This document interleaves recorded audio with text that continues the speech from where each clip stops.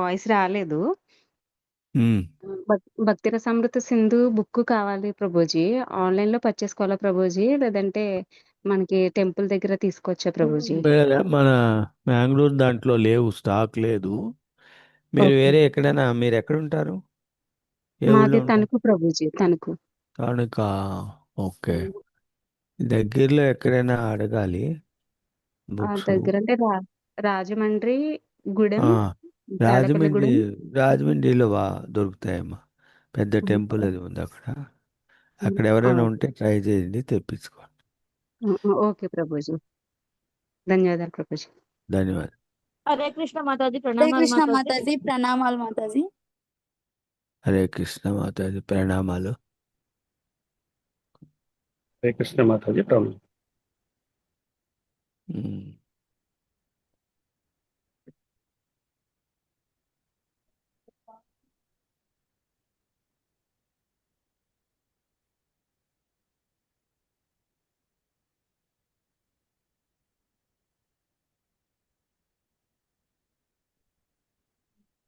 ఉమ్. Seventh chapter.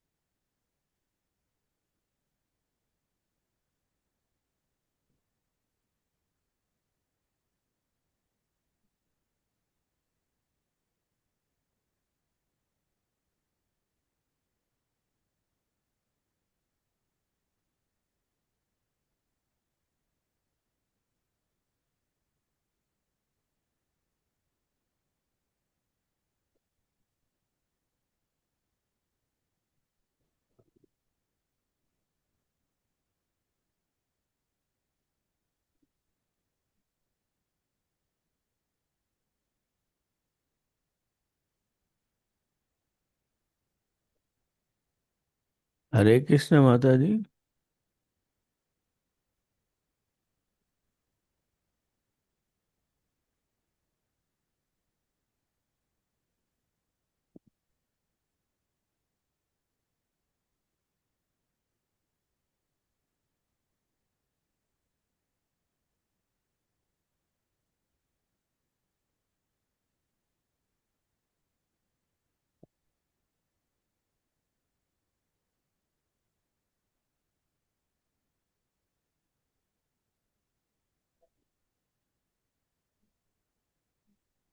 Hare Krishna Mataji. Hare Krishna.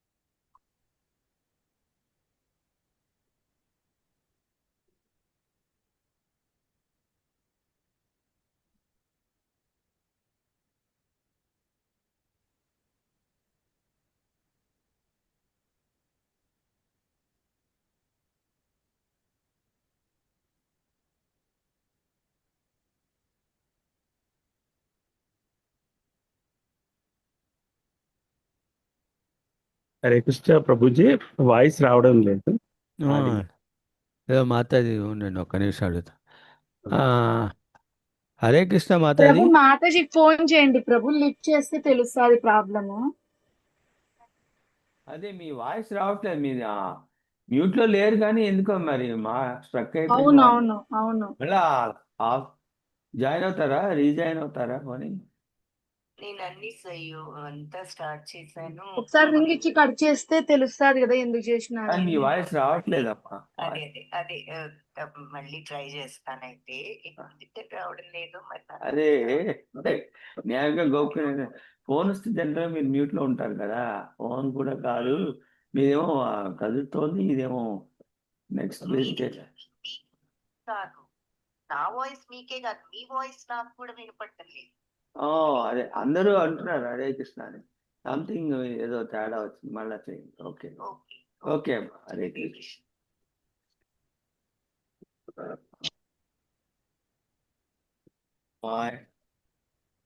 మాతాజీకి ఏదో technical problem వచ్చింది. Hare wait చేయండి కృష్ణ. మళ్ళీ. ప్రభుజీ వినిపిస్తుందా ఇప్పుడు? ఇప్పుడు వినిపిస్తుంది. వినిపిస్తుంది మాతాజీ. ప్రణామాలు మాతాజీ. హరే హరే అవునండి. కృష్ణ. హరే కృష్ణ. Okay Hare okay. కృష్ణ అందరికి. ఎందుకనో ఇప్పటి వరకు ఏదో వినిపించలేదు, ఇప్పుడు వినిపిస్తోంది, మీ వాయిస్ కూడా వినిపిస్తోంది. స్క్రీన్ కనిపిస్తోంది కదా అందరికి. అనిపిస్తుంది. Mataji. Yes Mataji. Okay.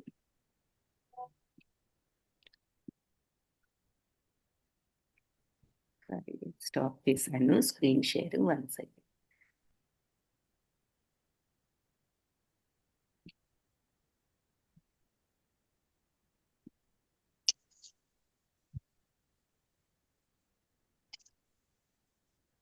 So ఇక ప్రార్థన అది కూడా ఎవరికి వినిపించలేదుగా. హరే కృష్ణ చెప్పేసుకుందాంలేండి, లేకపోతే మాతాజీ మీరు హరే కృష్ణ ఒకసారి చెప్పేసే. చైతన్య ప్రభు నిత్యానంద శ్రీ అద్వైత గదాధర శ్రీవాసాది గౌర భక్త బృంద.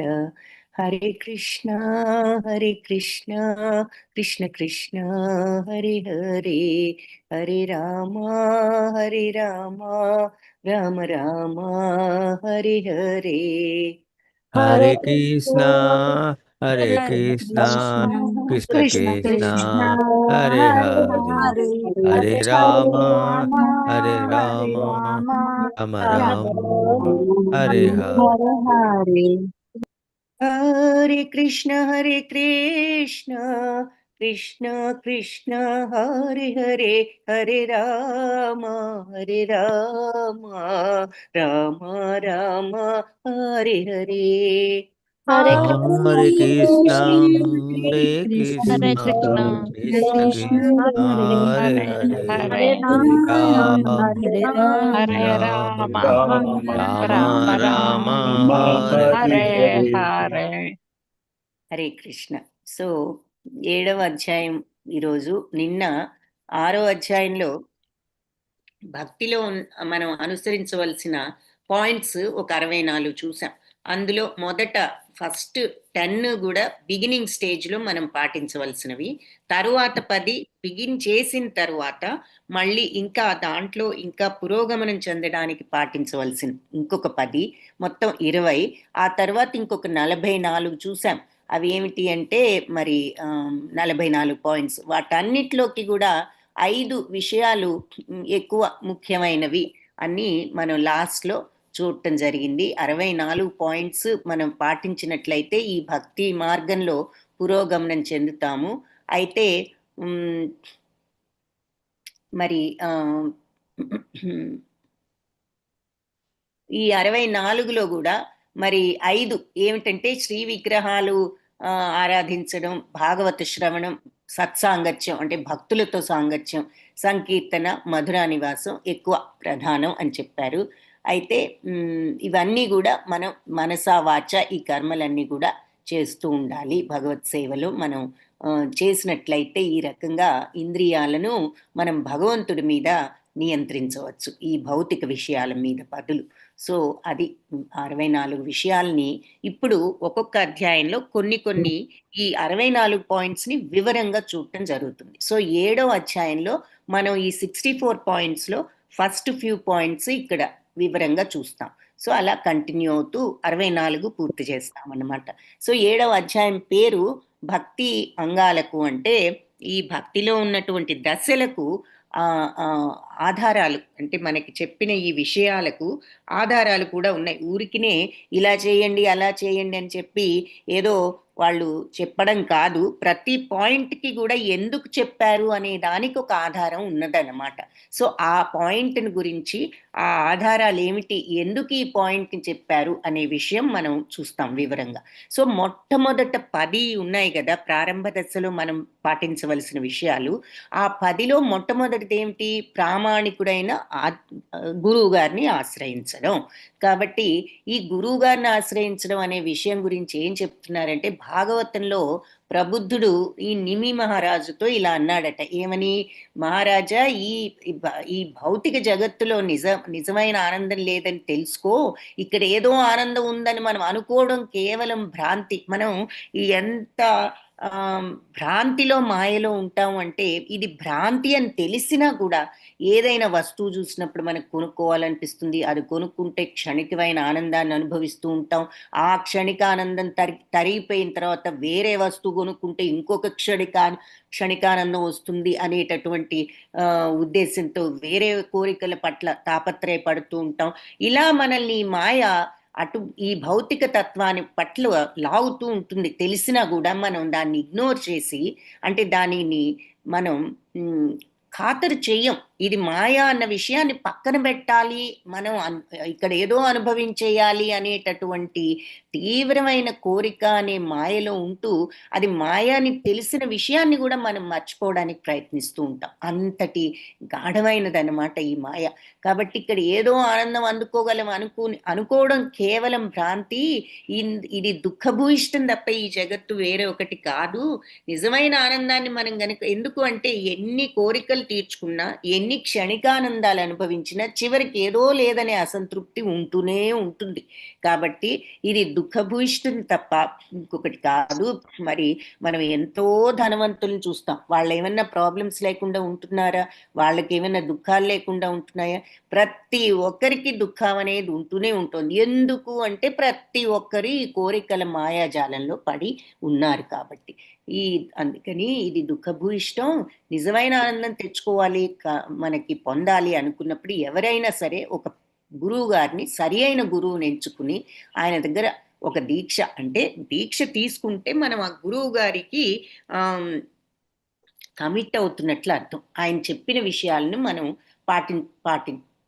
పాటిస్తూ ఉండాలి. కాబట్టి ఆ దీక్షను గ్రహించి, దీక్ష తీసుకున్నప్పుడు గురువు ఒక మంత్రం ఇస్తారు మనకి. ఆయనను శరణు వేడాలి. ముందు గురువు గారిని చూసుకుని ఒక దీక్ష తీసుకుని మంత్రాన్ని తీసుకుని శరణు వేడాలి.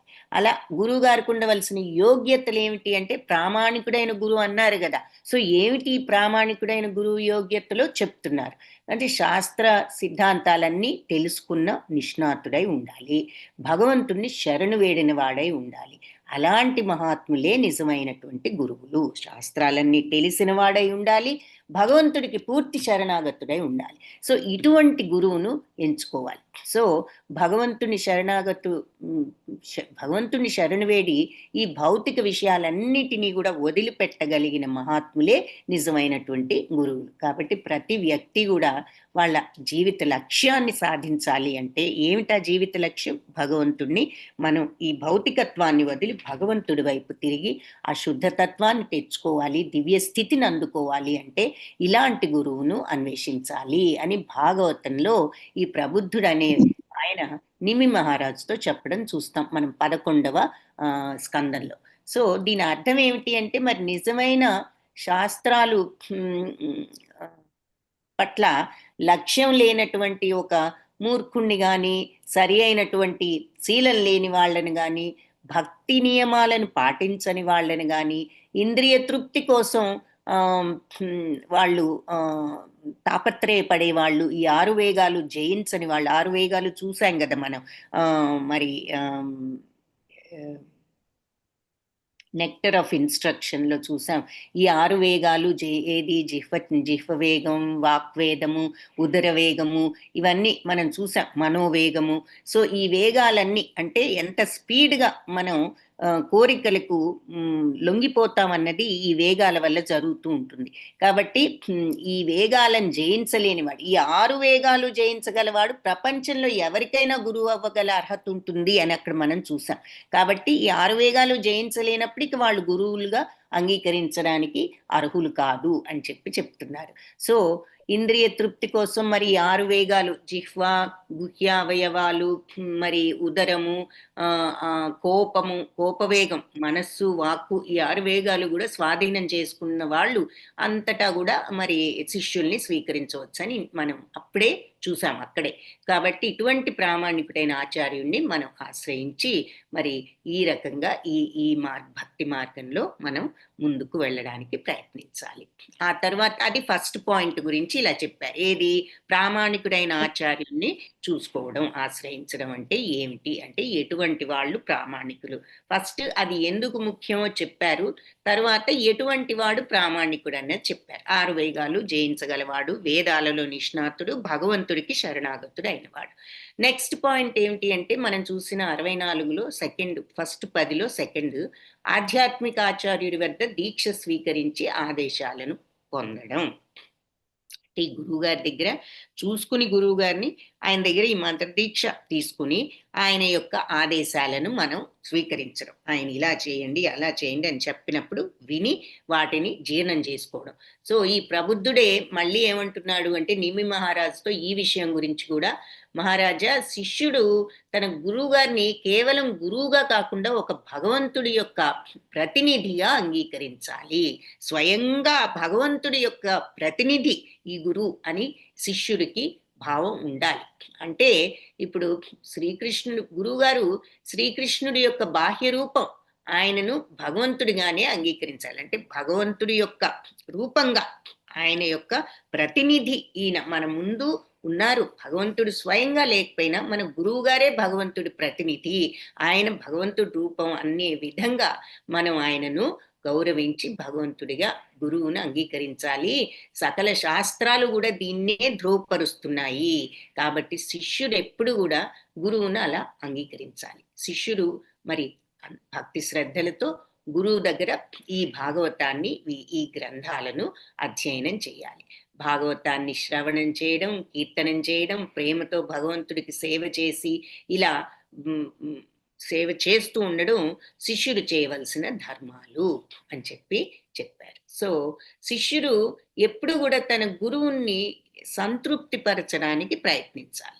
ఎందుకు? గురువు గారు ఈ రకంగా ప్రవర్తించు అని చెప్పినప్పుడు కరెక్ట్గా ఆయన చెప్పిన విధానాన్ని మనం అనుసరించినట్లయితే గురువుని సంతృప్తి పరుస్తాం.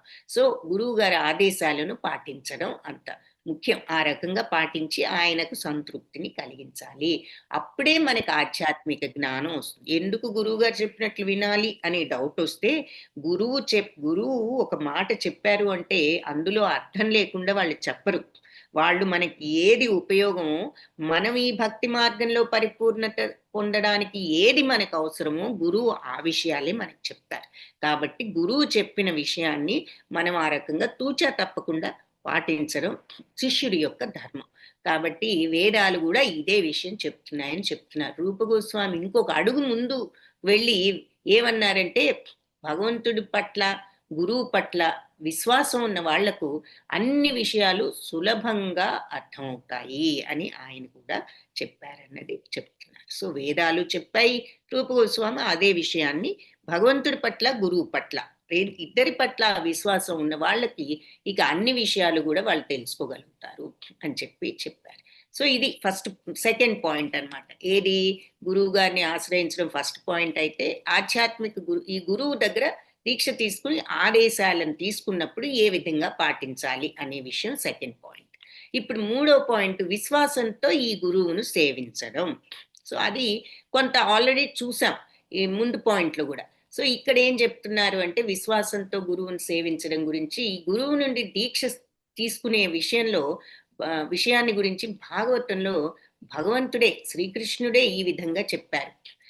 ఉద్ధవుడితో అన్నమాట. మనం చెప్పుకున్నాం కదా 11వ స్కందం అంతా కూడా ఏమంటారు, ఉద్ధవ గీత అంటారు. ఎందుకంటే భగవద్గీతను ఏ విధంగా అర్జునుడికి బోధించారో ఎన్నో విషయాలు ఇవన్నీ కూడా ఇటువంటి ముఖ్యమైన విషయాలు ఉద్ధవుడితో చెప్పడం 11వ స్కందంలో భాగవతంలో జరిగింది. అందుకే దాన్ని ఉద్ధవ గీత అంటూ ఉంటారు. సో అక్కడ భగవంతుడు ఉద్ధవుడితో ఏమన్నారట, ప్రియమైన ఉద్ధవ, ఆధ్యాత్మిక ఆచార్యుడిని నాకు ప్రతినిధిగా మాత్రమే కాకుండా నన్ను సేవించినట్లే సేవించాలి. గురువుగారు ఏదో ఆయన భగవంతుడు రిప్రజెంటేటివ్ ప్రతినిధి అని అనుకోకూడదు. స్వయంగా నన్ను ఎలా సేవిస్తారో ఆ గురువును కూడా మీరు అలా సేవించాలి. ఆయన ఏదో మానవ మాత్రుడని మీరు ఎప్పుడు అనుకోవద్దు అంటున్నారనమాట. గురువును ఏదో మామూలు మనిషిని చూసి ఈర్ష్య పడుతున్నట్లు గురువుని చూసి మనం ఈర్ష్య పడితే కుదరదు. ఏమిటి ఈయనకు అందరూ మర్యాదలు చేయాలా, మనం సేవలు చేయాలా, అది అని ఇలా గురువుని చూసి ఈర్ష్య పడడం అనేది తగదు. ఆయన మానవ మాతృడిగా ఆయన్ని చూడకూడదు. నన్ను ఏ విధంగా సేవిస్తారో గురువుని కూడా అలాగే సేవించాలి. కాబట్టి భగవంతుడి ప్రతినిధి, మరి ఆయనకు సేవ చేయడం అంటే దేవతలందరికీ సేవ చేసినట్లే అని చెప్పి ఇక్కడ చెప్తున్నారు. సో భగవంతుడే స్వయంగా ఈ విషయాన్ని ఉద్ధవుడికి గురువు గురించి చెప్పారు. సో గురువు గారిని ఏ విధంగా సేవించాలి అంటే స్వయంగా భగవంతుడిని సేవించినట్లే సేవించమని ఆ భగవంతుడే చెప్పారు. అది 3వ పాయింట్. ఇక 4 పూర్వ ఆచార్యుల అడుగుజాడల్లో నడవడం. అంటే ఈ గురువు గారు చెప్పిన ఆదేశాలు అనుసరించడమే కాకుండా ఇంతకు ముందు ఆయన గురువులు కూడా ఉంటారు కదా, గురు పరంపర, ఆ పూర్వ గురువుల యొక్క అడుగుజాడల్లో కూడా నడవడం. వాళ్ళంతా ఒకే సిద్ధాంతం మీద నడుస్తారు నిజమే. అంటే ఇక్కడ అర్థం ఏమిటి అంటే ఈ గురువు ఒకటి చెప్తున్నారు, పూర్వ గురువులు ఇంకోటి చెప్తున్నారు అని కాదు. ఇవన్నీ ఫాలో అందరూ చెప్పేది ఒకటే. దాని అర్థం ఏమిటి అంటే ఆ గురువులను కూడా గౌరవించడం అని చెప్పి అర్థం. ఎందుకంటే మన గురువు గారు తెలుసుకున్నది వాళ్ళ దగ్గర నుంచి కాబట్టి, వాళ్ళు తెలుసుకున్నది వాళ్ళ గురువు నుంచి కాబట్టి ఆ గురు పరంపర మీద కూడా ఆ గౌరవం అనేది ఉండాలి. సో అలా అంటే ఈ విషయం గురించి స్కంద పురాణంలో పూర్వాచార్యులు అందరి అడుగుజాడల్లో నడవాలని స్కంద పురాణం కూడా మనకి చెప్పింది. ఊరికినే రూపగోస్వామి చెప్పడం కాదు, ఇవేవి ఈ పాయింట్లన్నీ వీళ్ళంతా ఇవి చదివి ఈ పాయింట్లన్నీ మనకి చక్కగా ఒక సైన్స్ లాగా ఒకదాని తర్వాత ఒకటి చెప్పారన్నమాట. సో ఇలా పూర్వాచార్యుల్ని అనుసరించాలి అన్న మాట స్కంద పురాణంలో కూడా చెప్పబడింది. అలా నడుచుకోవడం వల్ల ఏం జరుగుతుంది అంటే వారి మీద భక్తిభావం ఉన్నప్పుడు అభీష్ట సిద్ధి కలుగుతుందట. అంటే మనం మన అభీష్ట సిద్ధి ఏదో భౌతిక ప్రపంచపు వాంఛలు కాదు, మనం అసలు అది వదులుకోవడానికే ఈ మార్గాన్ని ఎంచుకున్నాము. మనం అభీష్ట సిద్ధి అంటే ఇక్కడ అభీష్టం ఈ మాయాతత్వం నుంచి బయటపడి భగవంతుడి వైపు తిరిగి అపూర్ణత్వ స్థితిని తెచ్చుకోవడం. సో ఆ అభీష్టం సిద్ధిస్తుంది మనం పూర్వాచార్యులందరినీ కూడా గౌరవించి వారిని కూడా ఈ రకంగా భక్తిభావంతో వారి పట్ల ఉన్నప్పుడు.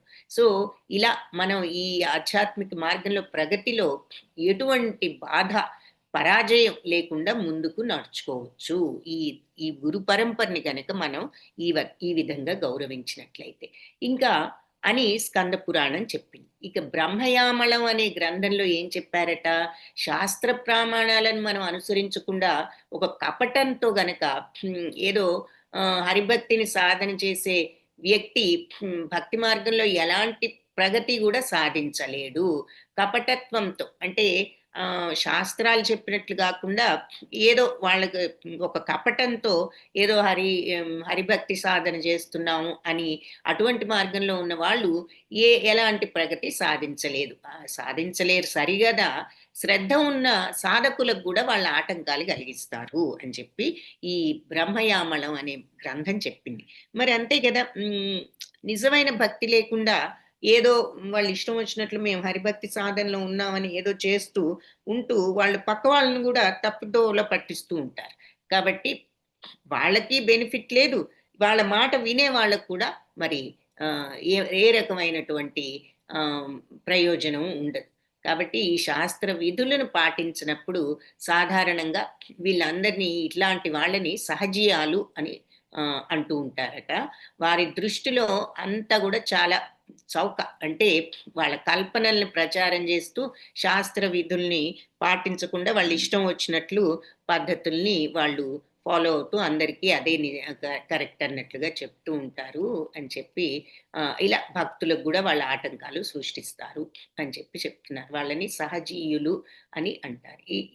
అని చెప్తూ ఈ సందర్భంలో వేద శాస్త్రాలను ఎవరైతే గౌరవించరో, భక్తి మార్గంలో ఎవరైతే పయనించరో వారంతా కూడా మరి ఒక అభ్యంతరాన్ని లేవదీయవచ్చు అని చెప్తూ అంటే బౌద్ధ సిద్ధాంతంలో బుద్ధ భగవానుడు మరి ఒక పెద్ద క్షత్రియ కుటుంబంలో జన్మించారు కదా, ఆయన రాజు. మరి అలా ఆయన బోధించిన సిద్ధాంతం ఒక రకంగా వేదాలు, ఒక రకంగా కొన్ని వేదాలకు అనుకూలంగా చెప్పినట్లుగా లేవు. ఎందుకు అంటే ఇప్పుడు వేదాల్లో కొన్ని చోట్ల జంతు బలి అవి చేయొచ్చు అని చెప్పారు. కానీ బుద్ధ భగవానుడు చాలా స్ట్రిక్ట్ గా ఎటువంటి పరిస్థితుల్లోనూ కూడా మరి అహింస అనేది చేయకూడదు అనేది ఆయన సిద్ధాంతం. కాబట్టి అక్కడ ఆ తేడా వచ్చినా కూడా ఆయన సిద్ధాంతాన్ని ఆయన అది ఎంత ముఖ్యం అహింస అనేది తెలియజేయటమే ఆ బుద్ధావతారం యొక్క ప్రాముఖ్యత. కాబట్టి ఇక్కడ హిందూ రాజు అశోక చక్రవర్తి, మీరందరూ హిస్టరీలో చదువుకునే ఉంటారు చిన్నప్పుడు. ఆయన బౌద్ధ మతం ప్రచారం చేశాడు. భారతదేశంలోనే కాకుండా ఇంకా శ్రీలంకలోను, చైనాలోను అక్కడంతా కూడా ఆయన పంపించి తన యొక్క భక్తులను బౌద్ధ మతం ప్రచారం చేశారు. అయితే శంకరాచార్యుల వారు అవతరించిన తర్వాత మరి బౌద్ధ మతం భారతదేశంలో తగ్గిపోయింది. శంకరాచార్యుల వారు హిందూ మతాన్ని ఆయన ద్వారా చాలా ప్రచారం పొంది బౌద్ధ మతం హిందూ దేశం నుంచి తగ్గిపోవడం జరిగింది. సో అని చెప్తూ ఈ వేదాలు అంగీకరించడం కాదు, బౌద్ధ మతంలో ముఖ్యమైన ఇది అహింసా తత్వం అనేది చాలా ముఖ్యం బౌద్ధ మతంలో. కాబట్టి అయితే ఇతర మరి బుద్ధ భగవానుడికి ఎంతో మంది భక్తులు ఉన్నారు. వాళ్ళంతా కూడా మరి బుద్ధుడి పట్ల ఆ భక్తిని చూపిస్తూ ఉంటారు కాబట్టి వాళ్ళు కూడా భక్తులే అని మరి బౌద్ధులు అంటూ ఉంటారు. దీనికి సో ఇవన్నీ అంటే అభిప్రాయాలు. సో బుద్ధ భగవానుడు మరి భగవంతుడు అవతారమే ఆయన మరి వైదిక విజ్ఞానం కాకుండా ఆ అవతారంలో ఆయన అహింసా తత్వాన్ని మాత్రమే ముఖ్యంగా ప్రచారం చేయడం జరిగింది. సో ఇక్కడ లోక కళ్యాణం కోసం వేదాలను అంటే వేద ప్రామాణ్యాన్ని ఈ భక్తులు ధిక్కరించకూడదు. బౌద్ధులైనా కూడా వాళ్ళు వాళ్ళ యొక్క తత్వం అహింస, అది ప్రచారం చేయడంలో తప్పు లేదు, కానీ వేద ప్రామాణ్యాన్ని ధిక్కరించకూడదు అని చెప్పి అంటున్నారు. భాగవతం మరి భాగవతంలో బుద్ధ భగవానుడు శ్రీకృష్ణుడి అవతారం అని భాగవతం కూడా చెప్పింది. అయితే నాస్తికులు అయిన వారిని మరి భ్రాంతి వశులుగా చేయడానికి బుద్ధ భగవానుడు అవతరించారని కూడా చెప్తారు, ఒక రకంగా అంటున్నారు. తథ కలౌ సంప్రవృత్తే సమ్మోహాయ సురద్విషం. అంటే నాస్తికులను ఈ రకంగా భ్రాంతి వశులను చేయడానికి అని. అందుకని నాస్తికులకు భ్రాంతి కలిగించడం కోసం ఉద్దేశింపబడ్డవి అని చెప్తూ మరి భగవంతుడు నాస్తిక సిద్ధాంతాన్ని ఎందుకు ప్రచారం చేయాలి అని చెప్పి మనకి డౌట్ రావచ్చు. అంటే బుద్ధ భగవానుడు ఈ రకంగా చేశారు అంటే భగవంతుడు ఎందుకు ఇలా నాస్తిక తత్వాన్ని ప్రచారం చేశారు అంటే, వేదాల పేరిట హింసాకాండ పెరుగుతోంది కాబట్టి దానిని అంతమొందించాలని భగవంతుడు బుద్ధావతారంలో ఆయన అవతరించారు.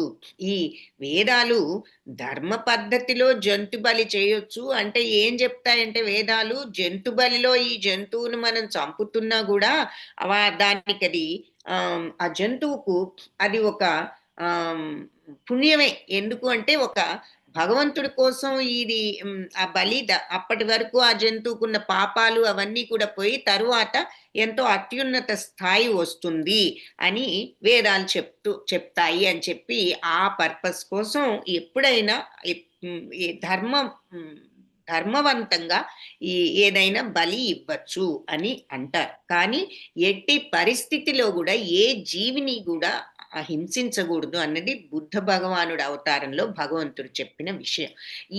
ఇక్కడ వేదాలు ఎప్పుడో అవసరమైనప్పుడు ఒక ధర్మాని కోసం ఇలా బలి ఇవ్వచ్చు అంటే ఎంతో మంది చాలా ఆ మాటను ఆధారంగా చేసుకుని ప్రతి దానికి కూడా సరి అయిన పద్ధతిలో కాకుండా ఎంతో హింసా తత్వంతో వాళ్ళు ప్రతిదానికి జంతువులను బలి బలి అంటూ ఇవ్వడం జరుగుతోంది. అందుకని ఆ విషయాన్ని ఖండిస్తూ దానిని ఆపాలి అనేటటువంటి ఉద్దేశ్యంతో బుద్ధ అవతారంలో భగవంతుడు అవతరించడం జరిగింది.